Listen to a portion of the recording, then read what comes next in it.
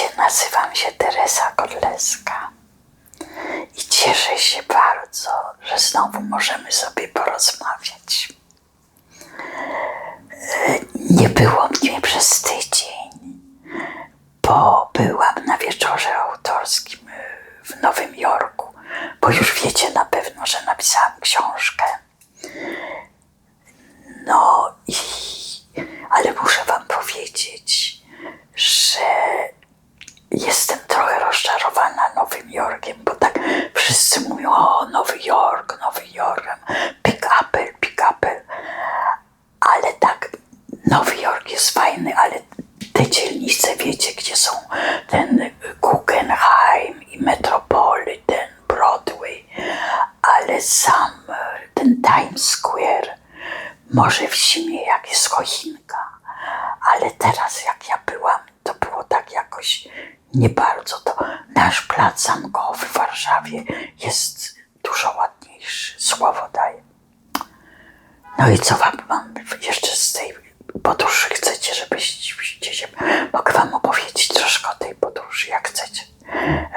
Byłam w San Francisco i byłam w Santa Rosa i byłam w taka miejscowość Bodega i tam w tej miejscowości był kręcony film Ptaki.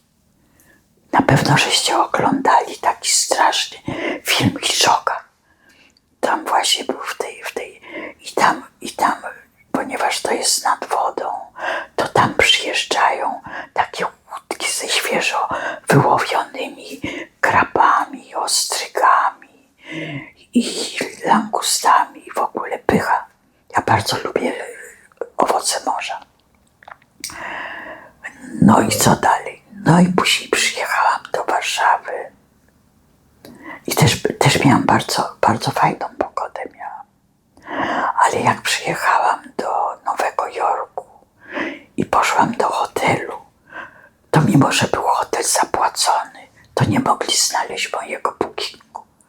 I myślałam, że będę spać na ulicy. Ale jakoś się udało, znalazłam, tak, że było okej. A co wam jeszcze poopowiadać? A może byście chcieli się dowiedzieć czegoś o mojej młodości?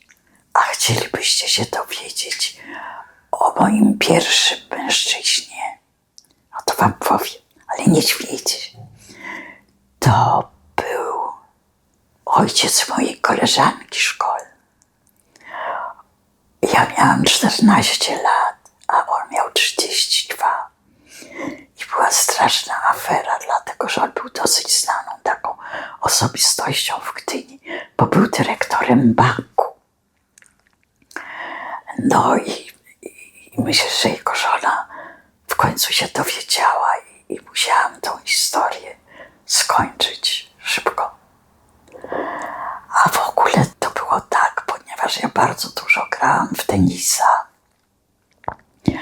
a korty tenisowe w Gdyni nie były takie bardzo fajne, to żeśmy jeździli do Sopot, a i zawsze jeździliśmy na weekendy i żeśmy nocowali w Grand Hotelu w pokoju numer 14. I teraz ile razy jestem, to zawsze proszę, żeby mi w hotelu dali pokój numer 14, bo to takie romantyczne wspomnienie. I miałam też taką fajną przygodę bo ja mówię po niemiecku. I jak pracowałam na targach poznańskich, to ta firma, dla której pracowałam, mieli wynajęte domki nad jeziorem Malta. No i szef tego przedsiębiorstwa, dla którego ja byłam tłumaczem, to powiedział: wiesz co, Teresa, to nie ma sensu, żebyś ty mieszkała w hotelu. Przecież my mamy wolny jeden bungalow. To możesz przecież tam sobie spokojnie mieszkać. No i wieczorem, jak zamknęliśmy targ, pojechaliśmy tam i ja otworzyłam drzwi od tego bungalowu, a tam cały bungalow był wysłany płatkami czerwonych róż. ten pan chciał się rozwodzić ze swoją żoną i chciał się ze mną ożenić, ale ja nie chciałam, bo ja nie lubię rozbijać małżeństw. I też taka historia też jest właśnie, która się jeszcze dalej ciągnie. To jest taki mój Jerzy, którego też 3 razy zostawiałam, bo chciałam, żeby wrócił do żony, ale on nigdy nie wrócił do żony, tylko poznał Austriaczkę polskiego pochodzenia i był z nią 37 lat za granicą i wrócił z nią w 96 do Polski, ale ona niestety w zeszłym roku umarła, ale on i tak nie chce się ze mną już spotkać, a ja bym chciała się z nim spotkać i poplotkować o naszych, bo myśmy 5 lat żeśmy byli razem i chciałabym z nim tak poplotkować o takich naszych wspólnych tych. No i co bym wam jeszcze chciała opowiedzieć?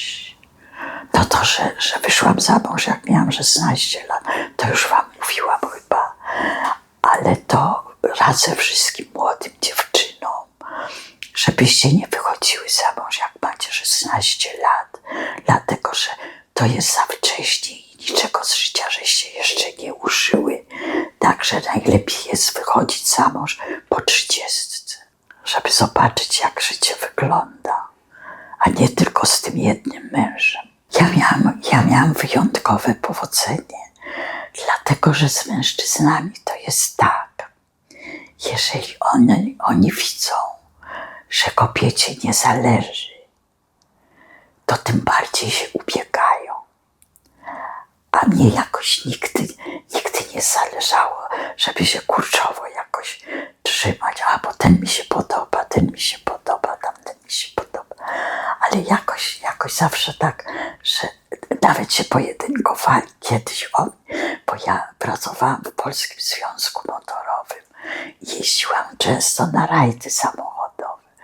I kiedyś był taki rajd, nie wiem czy dalej jest taki rajd, Kubalonka w Wiśle, na Kubalonkę. No i po tym rajdzie żeśmy mieszkali w takim hotelu i byliśmy na kolacji. I taka znajoma do mnie mówi: słuchaj Teresa, zobacz, wyjdź, co się dzieje. A takich 2 moich adoratorów się ze sobą pojedynkowali. Ja się tak uśmiałam. A później w ogóle, wiesz, odeszłam, co ja gdzieś będę na wariatów, będę się przyglądać. A kiedyś taki nasz sąsiad w Walenicy, bo ja miałam domek w Walenicy, przyszedł do mojej mamy i powiedział: pani Mario, błagam panią, niech pani przekona Teresę, żeby wyszła za mnie za mąż, bo ja nie mogę bez niej żyć. A on miał przedsiębiorstwo, które robią zamkły błyskawiczne i zatrzaski.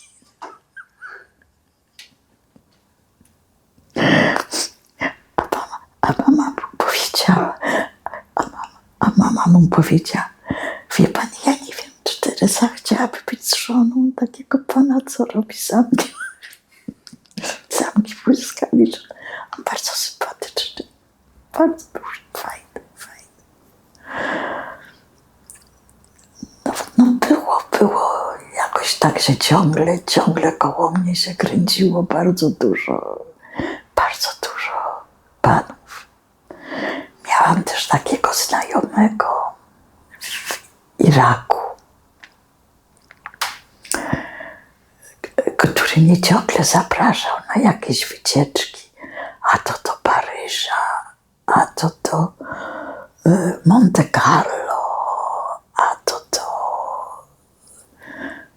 na Kretę, ale też się koniecznie chciał ze mną ożenić.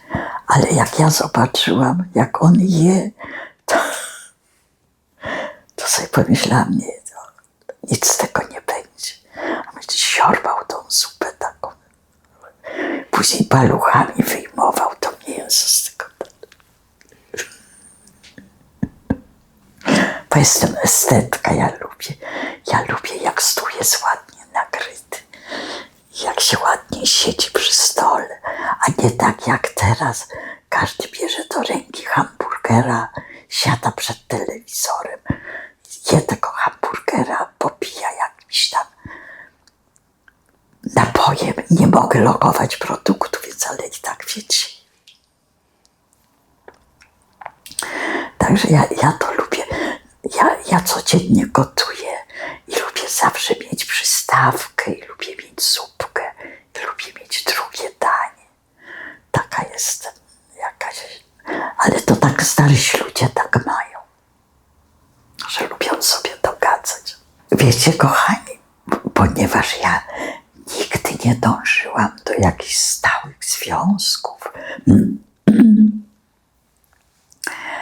więc może dlatego ja jestem chyba jednak bardzo wymagająca, jeżeli chodzi o mężczyzn.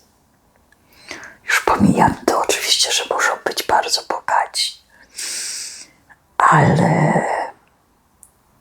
no muszą być szarmanccy, muszą być zadbani, na pewno muszą być inteligentni, bo ja lubię sobie porozmawiać o różnych rzeczach, z wyjątkiem polityki, bo ja się polityką zupełnie nie interesuję, bo uważam, że te polityki to trzeba już mieć specyficzny rozum, a ja po prostu lubię ludzi, którzy znają się na teatrze, znają się na muzyce, znają się na dobrym jedzeniu, znają się na podróżach, no i znają się na samochodach, bo ja jestem chyba zwariowaną samochodziarą. Ja całe życie miałam samochody. Ja bardzo lubię klasyczne samochody. Moim takim pierwszym klasycznym samochodem to był Mercedes 190, jak pracowałam w Jordanii.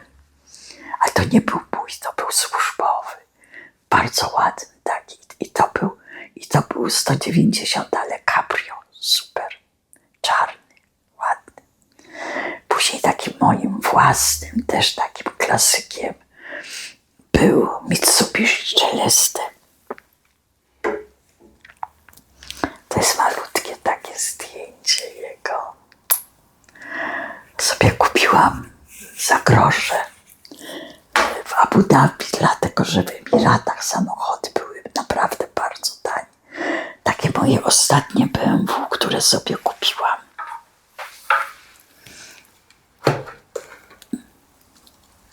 Takie moje ostatnie BMW.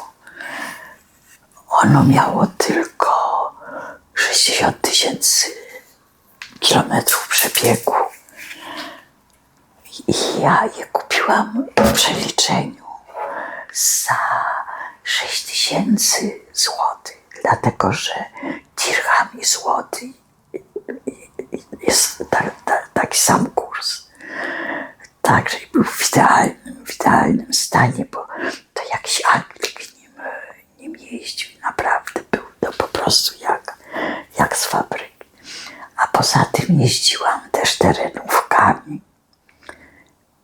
Moim Mitsubishi, też Mitsubishi Pajero. Mówi się Pajero się mówi. Nie Pajero, tylko Pajero.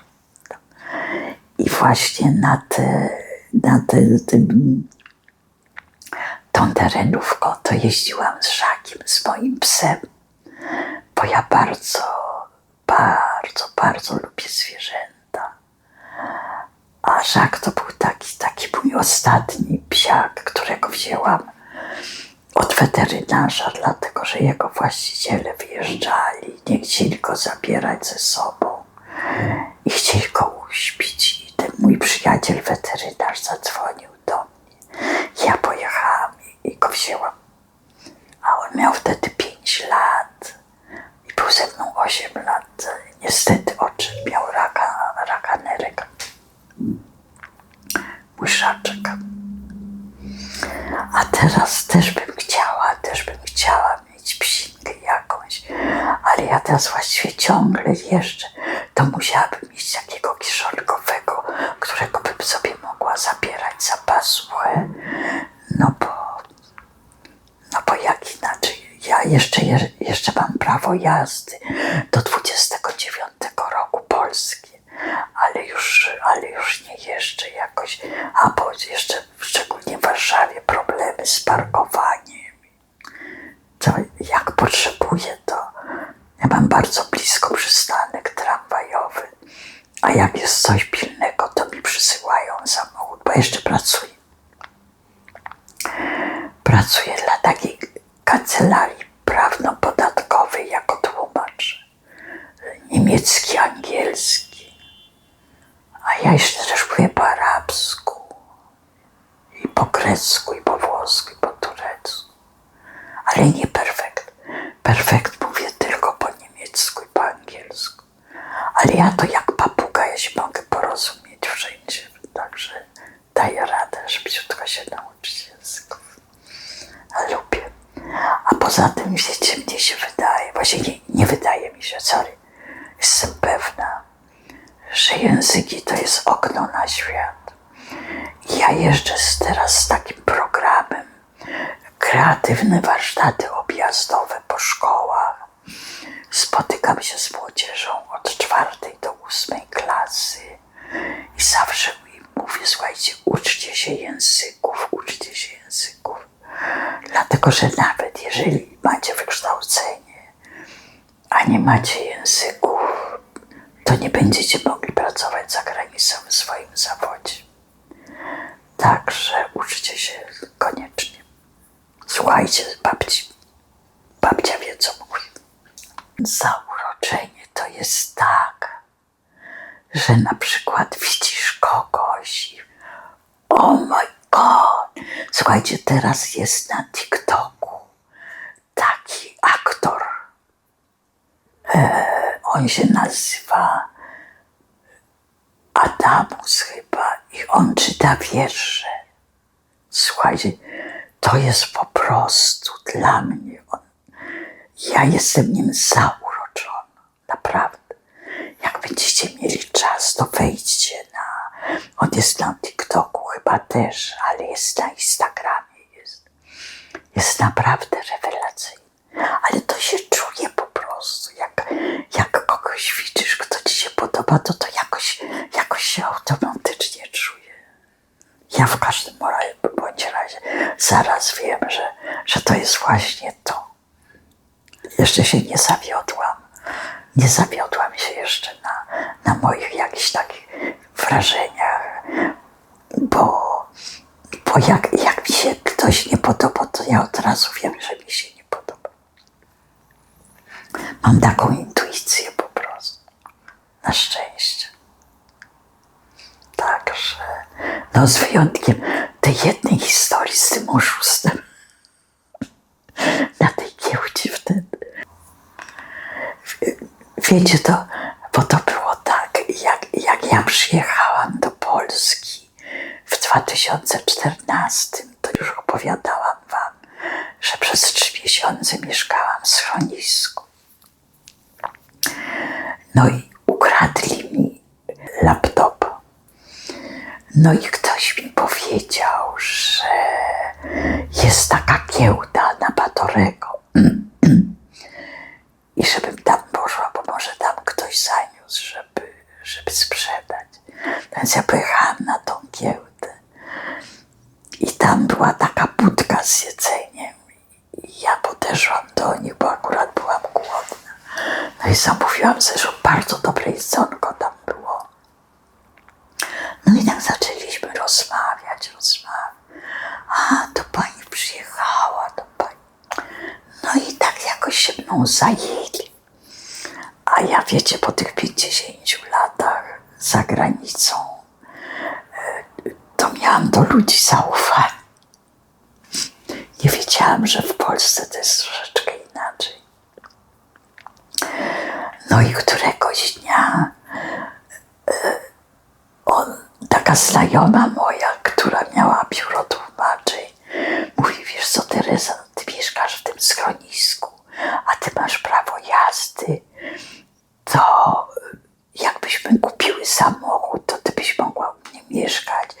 byś po prostu mnie woziła. No ja oczywiście poszłam do Krzesia, bo on miał Krzesio na imię, nie wiem jak się nazywał. No i poszłam do Krzesia i mówię, wie pan co, panie Krzesiu, to właśnie, czy pan ma kogoś znajomego, gdzie można by było kupić używany samochód? Mówię, tak, oczywiście, tylko musi pani dać mi jakieś pieniądze na zaliczkę. No więc ja powiedziałam tej Iwonie, ona dała mu 2500 złotych, a ja jej powiedziałam, tylko weź pokwitowanie na wszelki wypadek. No i dobra, wzięła to pokwitowanie. No i przyjechał z tym Volvo, bardzo fajny. No ale po kilku dniach coś było z tłumikiem. I ja go zapytałam, czy on ma jakiegoś mechanizmu. Tak, mój wujek ma zakład tego.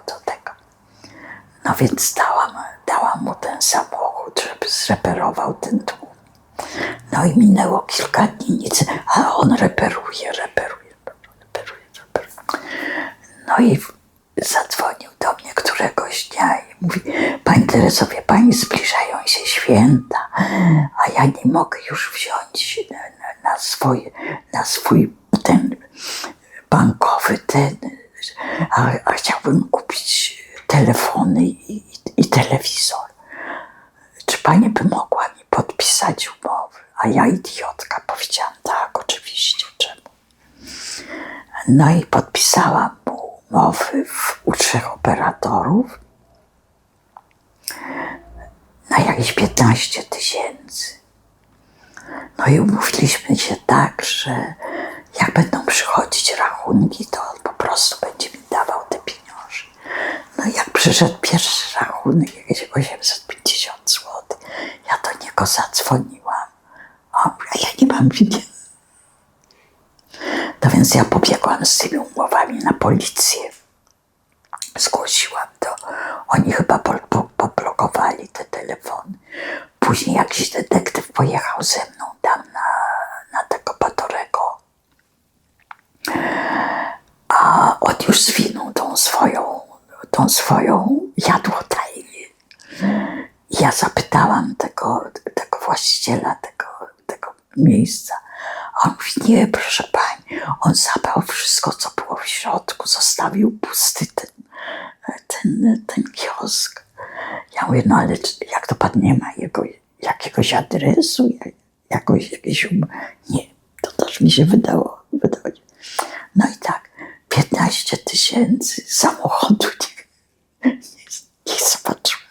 Grześ rozpłynął się.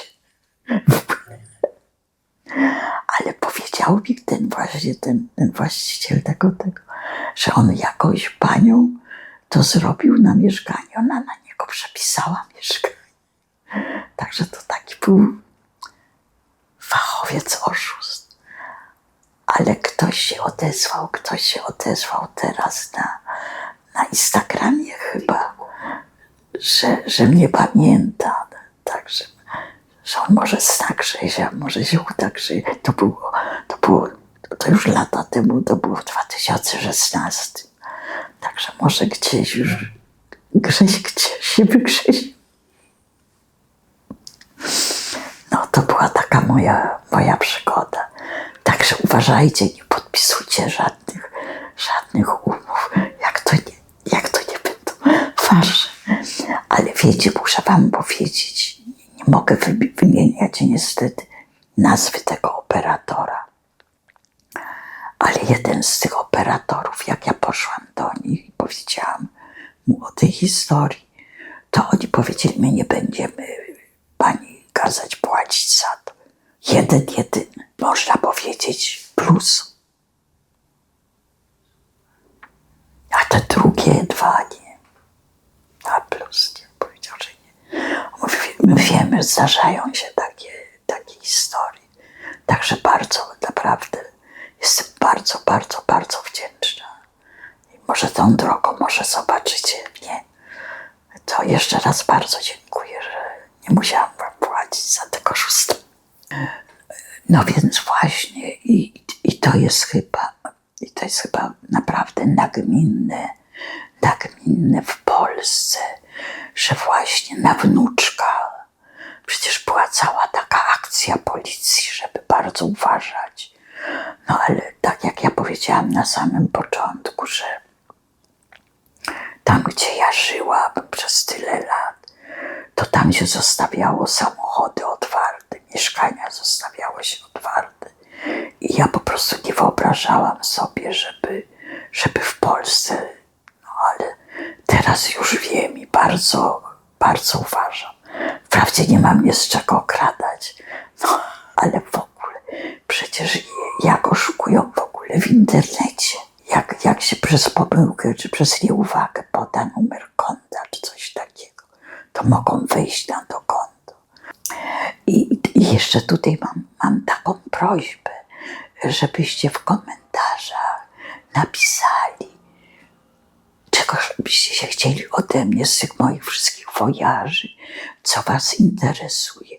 Czy was interesują podróże, czy was interesują te kraje, w których byłam.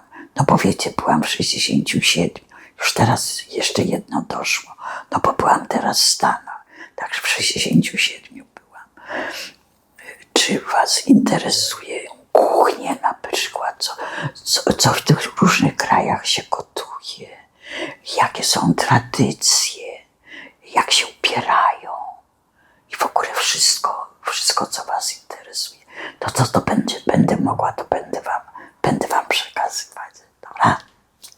Kochani, ja się dowiedziałam, że mam tak dużo polubień, że to po prostu, ale musicie napisać, dlaczego wy mnie tak lubicie, czym ja was jakoś tak, czy ja was motywuję, czy rozśmieszam, czy lubicie moje historie, bo to jest wszystko prawda, to co ja opowiadam, to nie są tam jakieś bajeczki, tylko to wszystko, o czym ja mówię, to jest prawda.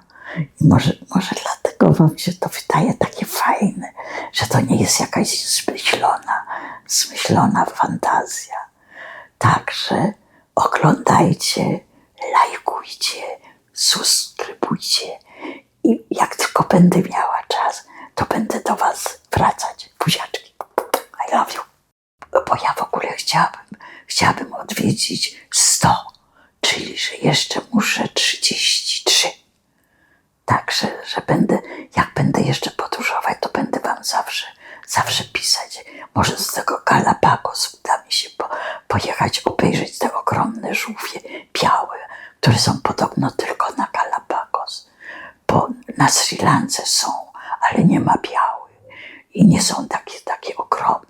A tamte to są podobno, nie wiem, tak jak widziałam na zdjęciach, to są naprawdę ogromne. Także to co, lecimy na Galapagos.